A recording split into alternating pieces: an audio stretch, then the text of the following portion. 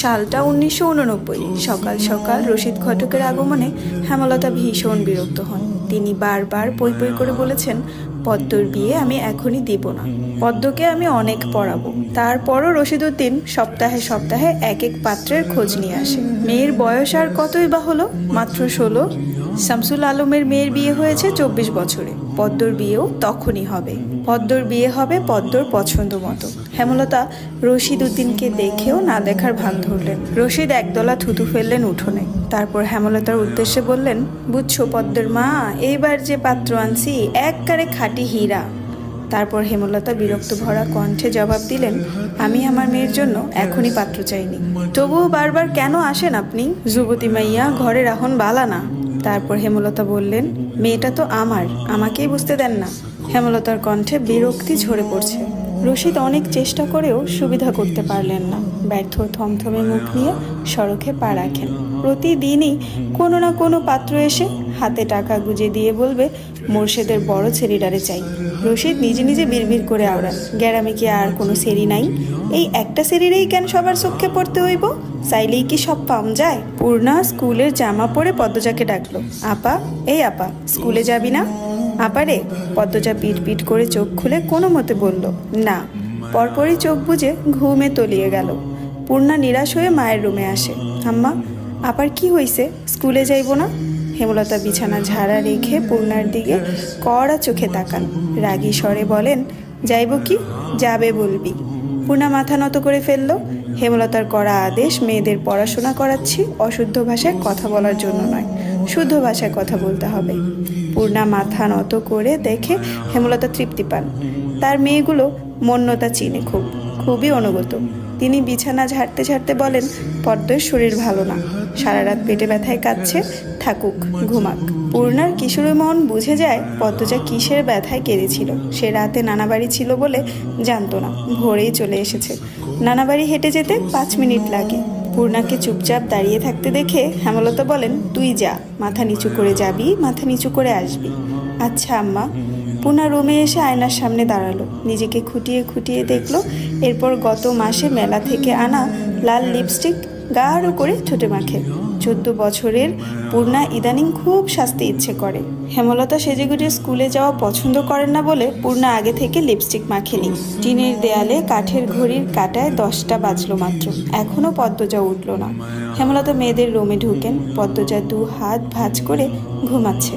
জানালার পর্দা ভেদ করে আসা আলতো পেলব রৌদ্রের স্পর্শে পদ্মজার মিশ্রণ পাতলা ঠোঁট, ফর্সা ত্বক চিকচিক করছে।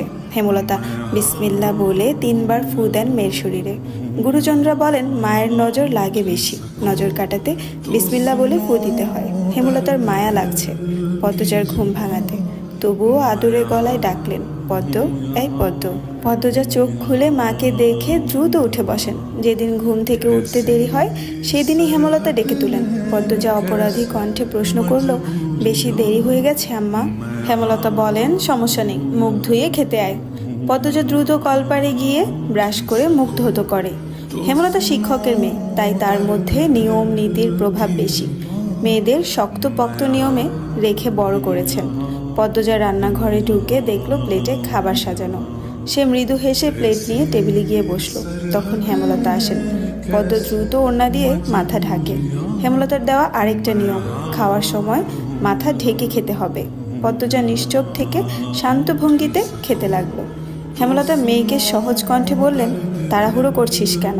মুখ ধুতে গিয়ে চুল ভিজিয়ে এসেছিস, খেয়ে রোদে বসে চুলটা শুকিয়ে নিবি। আচ্ছা আম্মা। আম্মা, পূর্ণা প্রেমা আসে নাই? পূর্ণা আসছে, স্কুলে গেছে। প্রেমা দুপুরে আসবে। আম্মা, আব্বা কবে আসবেন? পদ্মজার প্রশ্নে হেমলতা দাঁড়িয়ে পড়লেন। শুকনো গলায় জবাব দেন, জানি না, খাওয়ার সময় কথা বলতে নেই। হেমলতা চলে যেতেই পদ্মজার চোখ থেকে টুপ করে 1 ফোঁটা জল পড়ে পাতে। পদ্মজা দ্রুত হাতের উল্টো পাশ দিয়ে চোখের জল মুছে।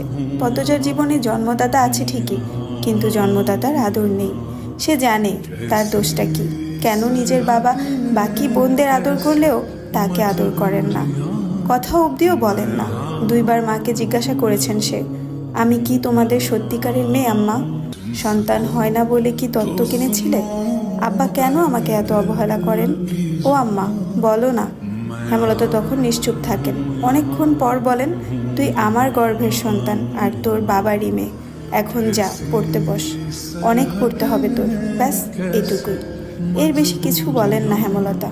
পদ্মজার কেন জানি মনে হয় একদিন হেমলতা নিজ থেকে খুব গোপন কোনো কথা বলবেন, তবে সেটা যেন সহ করার মতো হয়। এই দোয়াই সারাক্ষণ করে সে। এত কি ভাবছিস? তাড়াতাড়ি খেয়ে ওঠ। হেমলতার কথায় পদ্মজার ভাবনার সুতো ছিঁড়ল। দ্রুত খেয়ে ওঠে। আজ আমের আচার বানানোর কথা ছিল। সন্ধ্যা কাটতেই বিদ্যুৎ চলে গেল। কয়েক মাস হলো গ্রামে বিদ্যুৎ এসেছে। 8 গ্রাম মিলিয়ে অলন্দপুর। তাদের গ্রামের নাম আটপাড়া। প্রতিদিন নিয়ম করে সন্ধ্যা রাত থাকে 3 ঘন্টা গ্রাম অন্ধকারে তলিয়ে। আর সারাদিন তো বিদ্যুতের নামগন্ধও থাকে না। বিদ্যুৎ দিয়ে লাভটা কি হলো? পদ্মজা, পূর্ণা, প্রেমা 3 বোন একসাথে পড়তে বসেছিল। বাড়ি অন্ধকার হতেই 9 বছরের প্রেমা খামচে ধরে পদ্মজার ওড়না। পদ্মজা মৃদু স্বরে ডাকলো, আম্মা আম্মা, আয়, টর্চ নিয়ে আয়, যা। হেমলতা আহ্বানে পদ্মজা উঠে দাঁড়ালো। প্রেমা অন্ধকারে খুব ভয় পায়। পদ্মজার ওড়না ছেড়ে পূর্ণার হাত চেপে ধরে। টর্চ নিয়ে রুমে ঢোকার মুহূর্তেই পদ্মজা গেট খোলার আওয়াজ পেল। উকি দিয়ে হানিফকে দেখে সে দ্রুত রুমে ঢুকে পড়ল। হানিফ পদ্মজার সৎ মামা। বুবু, বাড়ি অন্ধকার কেন? বাত্তি টাত্তি জ্বালাও। হানিফের কণ্ঠ। হানিফ, আসছিস? হেমলতার রুম থেকে বেরিয়ে বললেন। হাতে হারিকেন। হানিফ সবকটি দাঁত বের করে হাসলো, বলল, হ, আমি। আয়, ভেতরে আয়। হানিফ বারান্দা পেরিয়ে বড় ঘরে ঢুকে বলল, তোমার সেরিগুলান কইতে? আছে, রুমেই পড়ছে। এই আন্ধারেও পড়ে? হেমলতা কিছু বললেন না। হানিফ এই বাড়িতে আসলে কেন জানি খুব অস্বস্তি হয়, অকারণেই। ওদের খাওয়ার সময় হয়েছে, তুইও খেয়ে নে। এইখানে খামু? না, তোমরার সরাইখানাত যাইতে হইব। কথাটায় রসিকতা ছিল। গ্রামে থেকেও হেমলতা খাওয়ার জন্য আলাদা রুম নির্বাচন করেছেন। সেটা হানিফের কাছে রসিকতাই বটে। হেমলতা প্রশ্নের জবাবে সোজাসাপটা না দিয়ে বললেন, খেতে চাইলে খেতে আয়। পদ্মজা কিছুতেই খেতে আসলো না। কেমন জড়সড়ো হয়ে আছে।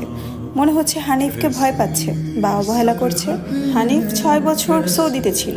3 মাস হলো দেশে ফিরেছে। 3 মাসে যতবার হানিফ এই বাড়িতে পা রেখেছে ততবারই পদ্মজা অজুহাত দেখিয়ে দূরে দূরে থেকেছে। হেমলতার বিচক্ষণ মস্তিষ্ক মুহূর্তে ভেবে নিল অনেক কিছু, তাই জোর করলেন না। আজই এই লুকোচুরির ফয়সালা হবে। হানিফ পদ্মজাকে দেখার জন্য অনেক ছলচাতুরি করলো, কিছুতেই সুযোগ পেল না। বিদ্যুৎ আসার ঘন্টা খানেক পর হানিফ চলে যায়। পূর্ণা, প্রেমা রুমে ঢুকতেই পদ্মজা ঝাঁপিয়ে পড়ে। রুদ্ধ শ্বাস কণ্ঠে বলল, কতবার না করেছি লোকটার পাশে বেশিক্ষণ না থাকতে? তোরা কেন শুনিস না আমার কথা? পূর্ণা ও প্রেমা বিস্ময়ে হতবিহ্বল হলো। পদ্মজা কখনো তাদের এমন নিষেধ দেননি, তাহলে এখন কেন এমন বলছে? হেমলতা রুমে ঢুকতেই পদ্মজা চুপসে গেল। পদ্মজা, আমার রুমে আয়। মায়ের এমন কঠিন কণ্ঠ শুনে পদ্মজার কলিজা শুকিয়ে আসে। হেমলতা নিজের ঘরে চলে যান। হেমলতা মেয়ের দিকে তীক্ষ্ণ দৃষ্টিতে তাকিয়ে আছেন। পদ্মজা নতজানু হয়ে কাঁপছে। সুন্দরীরা ভীতু আর বোকা হয়, তার দৃষ্টান্ত প্রমাণ হলো পদ্মজা। হেমলতার খুব মায়া হয় পদ্মজার সাথে উঁচু কণ্ঠে কথা বলতে। পদ্মজা রূপসী বলেই হয়তো। গোপনে আবেগ লুকিয়ে তিনি বজ্র কণ্ঠে প্রশ্ন করলেন, কি লুকাচ্ছিস? হানিফের সামনে কেন যেতে চাস না? সে কি করেছে? পদ্মজা ফোপাতে থাকে। হেমলতা সেকেন্ড কয়েক সময় নিয়ে নিজেকে সামলান। কণ্ঠ নরম করে বলেন, হানিফ ধরিবাজ লোক, সৎ ভাই বলে বলছি না। আমি জানি তার ব্যাপারে যে কোনো কথা আমার বিশ্বাস হবে। তুই বল, কি লুকাচ্ছিস? মায়ের আদরে কণ্ঠে পদ্মজা আচমকা বাঁধ ভাঙা নদীর মতো হু হু করে কেঁদে উঠল। হ্যালো, আসসালামু আলাইকুম।